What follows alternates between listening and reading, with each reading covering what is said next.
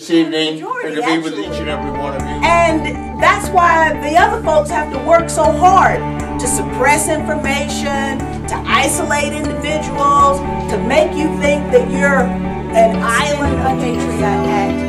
And now the Obama administration wants to assassinate U.S. citizens. So I guess I better watch out. Yeah, we did.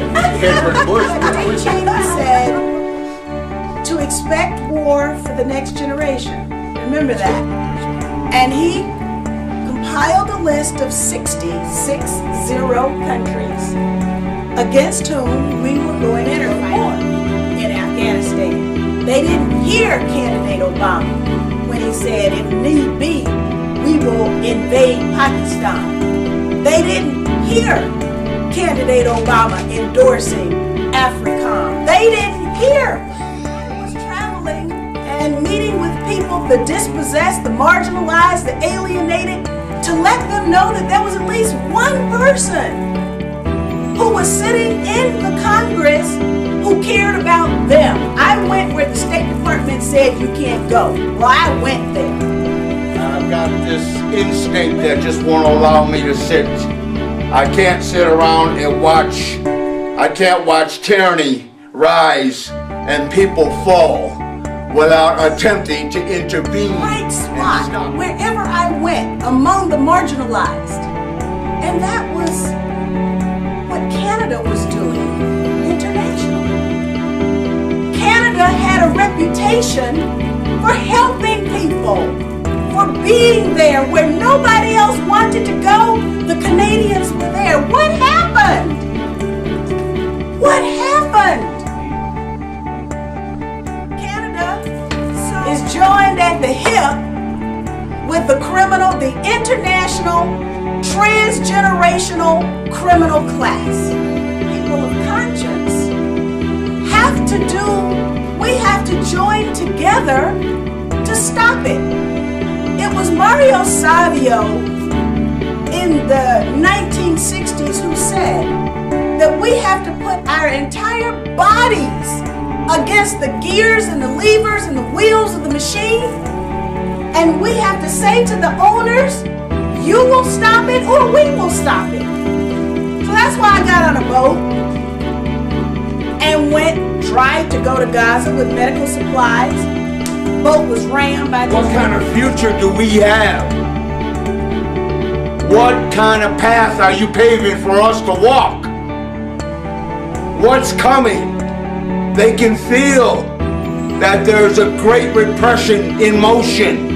They can feel that there are militaries mobilizing, that there are police mobilizing, that there are corporations and intelligence talking day in, day out. How are they going to extrapolate more of our resources? Has got carte blanche to go worldwide and commit nothing but genocide and ethnocide and ethnic cleansing, and they care not about who and how many get murdered and mowed down in the way. Because as I stand here today and tell you that my family and I were almost in one of those buildings that went down on 9/11, and I can tell you for the last 8 years I have studied 9/11, researched 9/11 inside out, and conclusively found with many scholars and hundreds of thousands of people and millions of people worldwide that 9/11 was an orchestrated inside job. And the sooner we realize that that is the nature of the corporate military industrial complex, then that's the day that we come face to face with the realities of the enemy that we are dealing with. Unbridled corporate mercenary aggression that is unbridled, that has no rules, has no regulations, has no oversight. It's just sacrifice the bodies of thousands of military men and women, that they can kill millions of Iraqis, Afghanis, Venezuelans, soon Iranians. They're threatening Russia, they're threatening China, Pakistan, India, Somalia, Yemen. Every time we turn around and we get this sick, redundant play that it was Al-Qaeda, it was Al-Qaeda, it was Al-Qaeda, Al-Qaeda, Al-Qaeda my butt, Al-Qaeda my ass. It was no Al-Qaeda, it was the governments themselves. And you and I all know, what do you call a bee that can no longer produce honey? It used to be. But you know, on the lighter side of it, in terms of where we go now, where the nature of criminality is so advanced. This came out when we were talking in class about Nuremberg. We're saying, well, you know, Nuremberg is back there modern day times. Are we going to go to Michael Ignatieff or to Jack Layton and say, look at what's happened here in Calgary? I think we've got to deal with some things in our criminal justice system. Our criminal justice system is acting pretty criminal these days. And what are we going to do? War profiteers.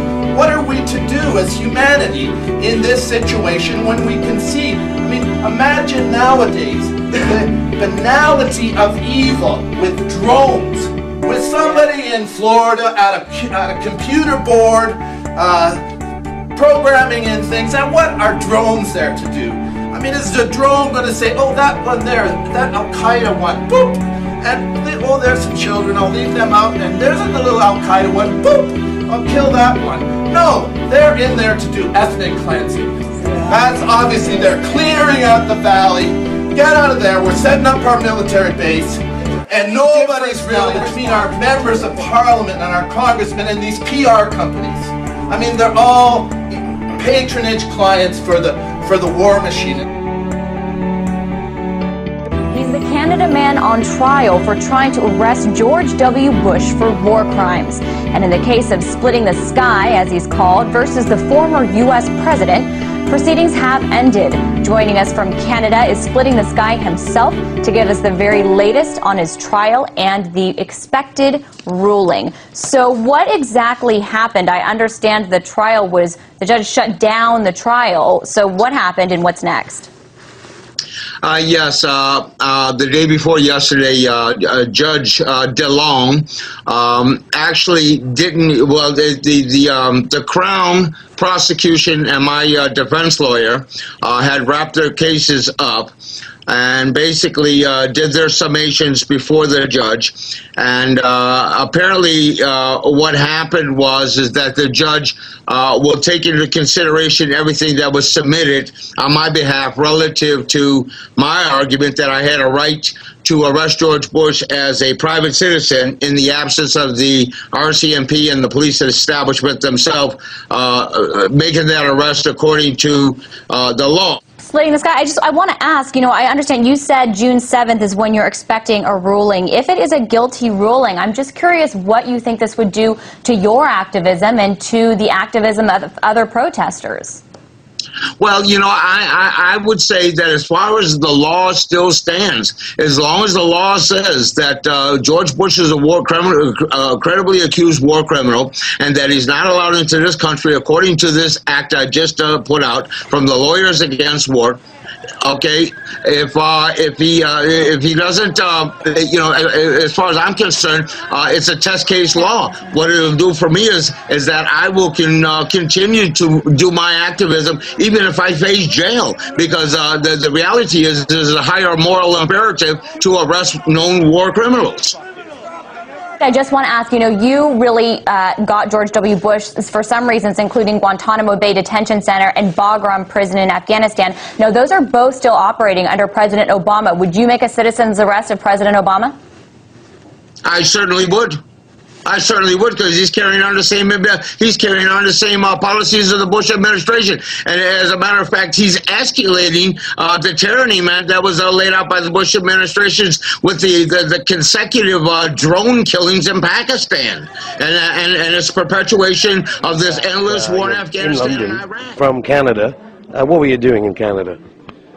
I was in Calgary, Canada, supporting Splitting the Sky, who is an indigenous person from North America who attempted to serve a citizen's warrant of arrest on former President George W. Bush, who was visiting Calgary.